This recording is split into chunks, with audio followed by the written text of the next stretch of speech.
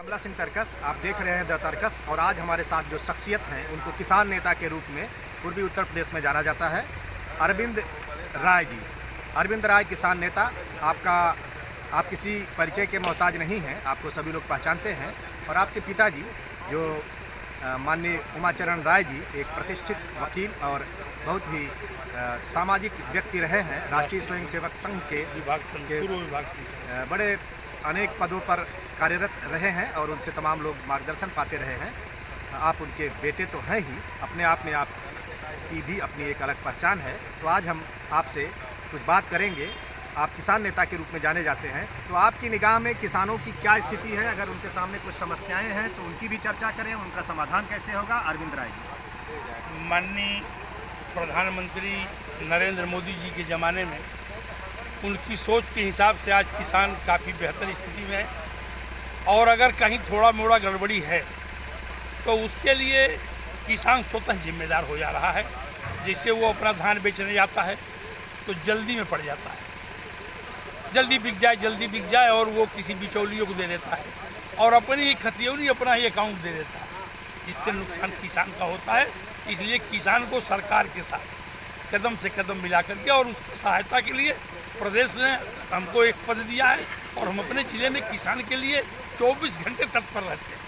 24 घंटे। और किसी भी किसान मेले में, किसी भी किसान गोष्ठी में मैं अपना नंबर किसान को बताता हूँ कि आधी रात में भी आप घंटी बजाओगे, चाहे वो चीनी मिल का कांटा हो और चाहे वो क्रय केंद्र का कांटा हो, मैं आपको वहाँ तुरंत व्यवस्था दूंगा और सुबह वहाँ पहुँच करके आपकी हालचाल भी लूँगा।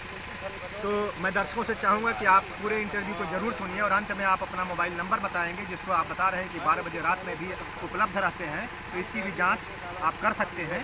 तो मैं अगला सवाल आपसे करना चाहता हूं कि किसान जल्दबाजी में अपने सामान को बेच रहा है, लेकिन कुछ मजबूरियां होती हैं उसकी, ये भी तो नहीं तो फिर कौन कम कीमत में देना चाहेगा। तो आप और किसानों से क्या कहना चाहेंगे? उनकी प्रगति के लिए आपके जो अनुभव हैं उसको शेयर करें। वो अपने सरकार द्वारा दी जाने वाली सुविधाओं को सिस्टम से ले करके और उसका सिस्टम फॉलो करें।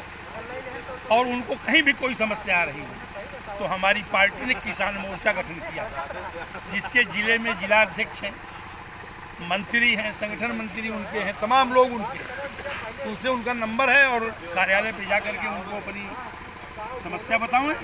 और मैं तो 24 घंटे उत्तर प्रदेश के पूर्वांचल से लेकर और उत्तरी छोड़कर कहीं से भी कोई फ़ोन आवे, मैं तुरंत उनको व्यवस्था देने के लिए आधी रात में भी उस अधिकारी की नींद तोड़ देता हूँ, जिससे वो व्यवस्था देती है। और उसके सारी बातों को मैं रिकॉर्ड करता हूँ और अपने गृह मंत्री, अपने प्रधानमंत्री, अपने मुख्यमंत्री, अपने कृषि मंत्री। आपने जितना ज़बरदस्त आश्वासन दिया है, जो आपका ये इच्छा, प्रबल इच्छा शक्ति तो इसमें ज़रूर दिखाई दे रही है। इस हिसाब से तो लगता है कि राम राज्य का समय आ गया है। बिल्कुल बिल्कुल, राम राज्य आ गया है, समय नहीं आ गया है, राम राज्य आ गया है। हम उसको महसूस नहीं कर पा रहे। हम मत्स्य पालन किए हैं, वो भी हमारी आय को दुगना करता है, लेकिन अब हमारी मनसा को बिजली विभाग थोड़ा डिस्टर्ब कर रहा है। वो किसानों को उस पर वो बिल भेजता है, मतलब बिजनेस प्लान की, और हमारी सरकार उस पर हमको केसीसी दे रही है। अब इस बात पर हम अपने बड़े अधिकारियों से जल्द ही चर्चा करने वाले हैं। तो अगर ऐसा है तो बहुत बड़ा अन्याय है किसानों के साथ। हो रहा है, इसमें दो राय नहीं है।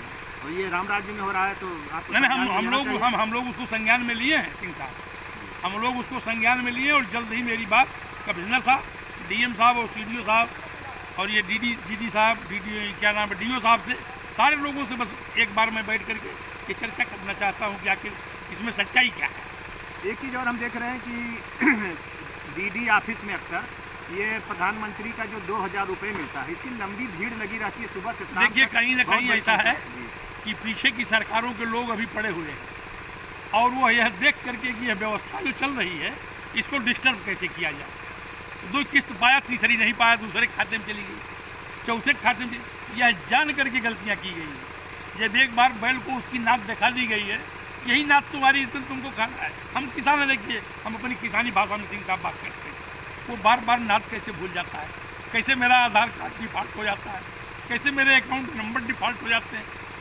ये सोचने का विषय है। तो कहीं न कहीं हमारी सरकार को ध्वस्त करने के लिए कुछ लोगों की मंशा है हमारी इस कर्मचारी बंधुओं में, जो हमारी सरकार को पसंद नहीं करते। लेकिन राय साहब, नीचे भी आप हैं, ऊपर भी आप हैं, दोनों जगह आप हैं, तो इससे बड़ा तो इसके ऊपर तो कोई और नहीं, पद है जैसे हम नीचे तो भी कुछ हैं, तो आपको ऊपर भी करना हैं, पड़ेगा। लेकिन हर कार्यालय में नहीं है सिंह साहब, हर मन में नहीं है। अगर हर मन में हम होते तो आजमगढ़ में भी हमारे सांसद विधायक होते। माने आपने सत्ता में तो अपना स्थान बनाया है, लेकिन अभी लोगों के मन में या दिल में नहीं बनाया है। कुछ लोग हैं, ये माने कुछ विशेष प्रजाति के लोग हैं, वो आधुनिक मानव हैं, उनको कहीं भी शांति नहीं मिल रही है। वो लूट मार के लोग हैं। जो खून पिया सिंह साहब, वो पानी पी सकता है क्या? शेर को आप पानी पिला के रखना चाहेंगे, रहेगा? ये लोग शेर हैं, ये खून पिए।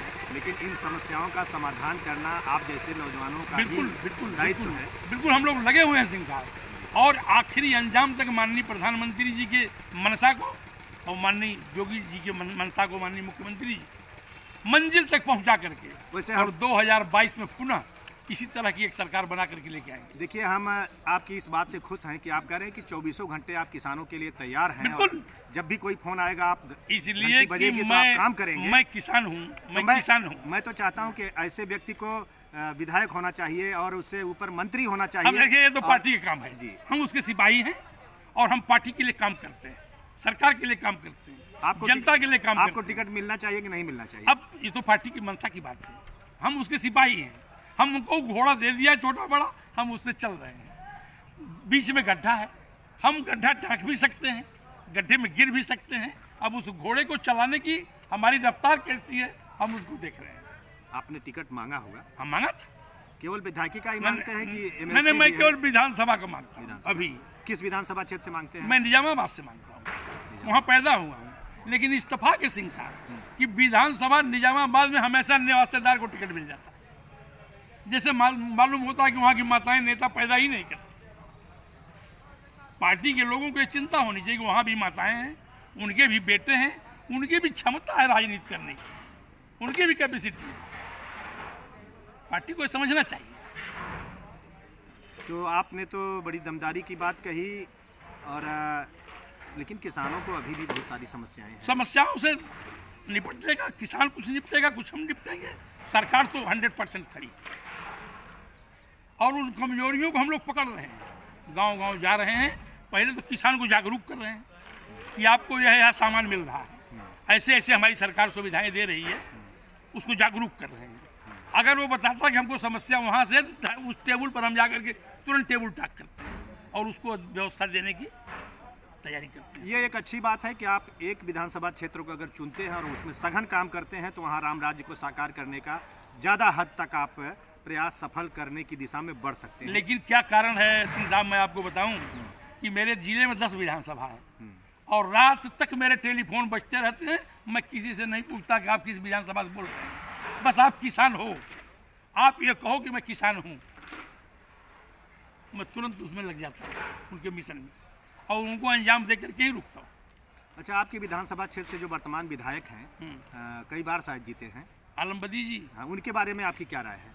देखिए, आलम बदी जी आदमी अच्छे हैं, लेकिन वो ऐसी कुदारी है कि उसमें जो बेंट लगाया जाता है हिलने लगता है।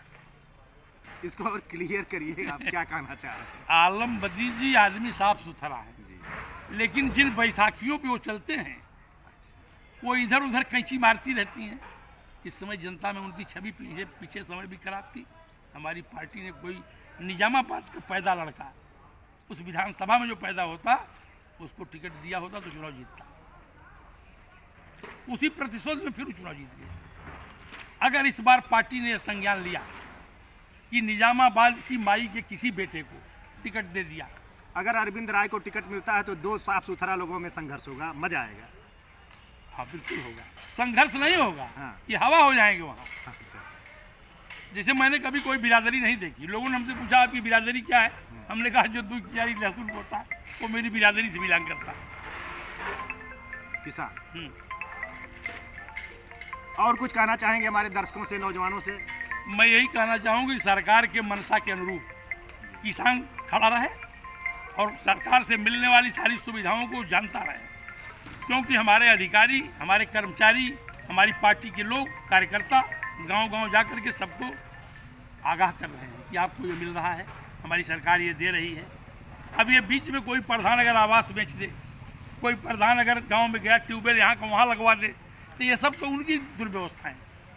हम चलेंगे जरा हमारी खेती करें। तो ये आप सुन रहे थे धाकड़ किसान नेता अरविंद राय को, और इनसे हम आपकी बातें फिर कराएंगे, क्योंकि ये लगातार किसानों के बीच रहते हैं, किसानों की समस्याओं को जानते हैं, उसके लिए लड़ते हैं। और आपने आपकी बात सुना, आपने हमको समय दिया, इसके लिए बहुत बहुत धन्यवाद।